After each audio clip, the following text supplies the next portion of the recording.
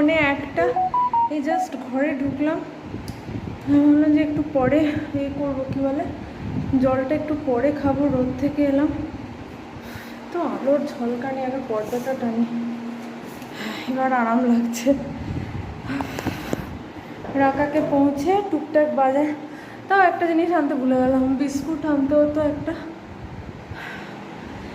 উফ কি গরম বাইরে, 2টোর সময় যে কী করে রাকাকে আনতে যাবো তাই ভাবছি।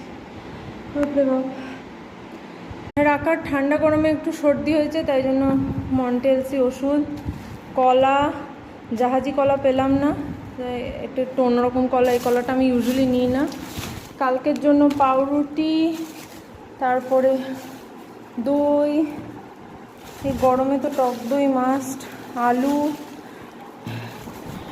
সবজির দোকান সেরকম ভালো কোথাও খোলা পেলাম না, দুধ আর এটা আছে পনির। সো এই দুধ, পনির আর দইটা একটু ঢুকিয়ে রাখি, পনিরটা রাতে করব আর দুধটা মানে দই বসিয়ে দেবো রাত্রিবেলায়, আবার গরম পড়েছে সো দইটা মাস্ট। এটা কালকের একটা 1 পট মিল করেছিলাম, ওই ভাতটা অল্প রয়ে গেছে, আমি খেয়ে নেবো। এটা সকালে লুচি আলুর তরকারি করেছিলাম, আলুর তরকারিটা রয়ে গেছে। সো এই হচ্ছে ব্যাপার।